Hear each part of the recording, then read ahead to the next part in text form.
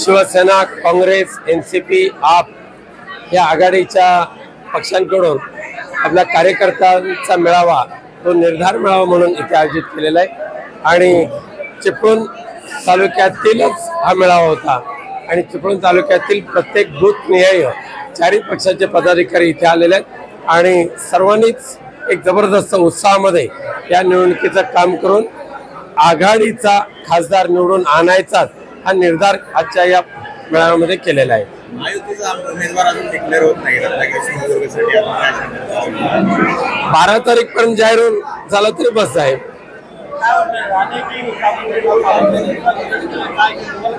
फार मी त्यांची चिंता करत नाही आणि विचारही करत नाही। कोणी या 2.5 लाखांनी आपटायचं एवढं प्रयत्न करून या। बघा आता भारतीय जनता पक्षाने ह्यांना त्यांची जागा दाखवायला सुरुवात केलेली आहे। ज्या पद्धतीने उद्धवजी ठाकरेंची बेईमानी करून गद्दार गेलेले आहेत या गद्दारांना भाजप कधीही वरती येऊ देणार नाही, कारण जी गद्दारी उद्धवजींबरोबर झाली तीच गद्दारी भाजप बरोबर पण होईल हे त्यांना चांगलं माहिती आहे। त्यामुळे गद्दारांना जागा कळलेली आहे। अजिबात नाही, या गद्दारांना शिवसेना, उद्धव बाळासाहेब ठाकरे या पक्षाचे दरवाजे नाहीत। कोकणचा विकास तर आहेच, पण त्याचबरोबर देशाचं संविधान, देशाची लोकशाही आणि त्या लोकशाहीने निर्माण केलेली यंत्रणा आणि हे संपूर्ण देशवासी यांच्या जीवनाशी निगडीत असलेले सर्व प्रश्न हे आमचे आहेतच। पण दुर्दैवाने आज देश हुकुमशाहीकडे जो वाटचाल करतोय भाजपच्या माध्यमातून त्या देशाला वाचवणं हा सर्वात मोठा मुद्दा आहे।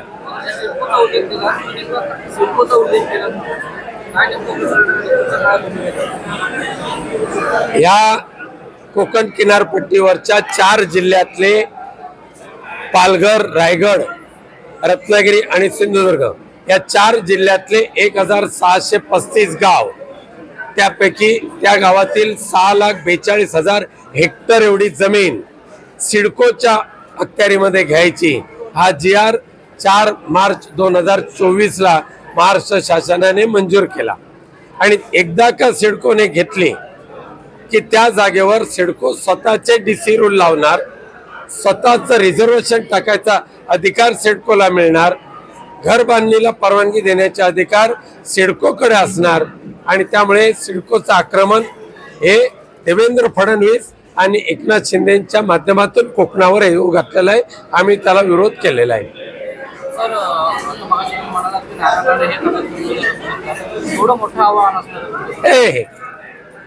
कदाचित किरण सामंत हेच आव्हान राहिलं असतं। नारायण राणेंना आम्ही आव्हान समजत नाही, पण विरोधी उमेदवार आहे त्याला पाडायचं याच्यामध्ये सुद्धा एक आनंद आहे। आणि सुदैवाने नारायण राणेंना, सुदैवाने विनायक राऊतला विजयाची 3री वेळची हॅट्रिक करायची संधी मिळणार आणि दुर्दैवाने नारायण राणेंना 3 वेळाला पराजयाची हॅट्रिक करावी लागेल।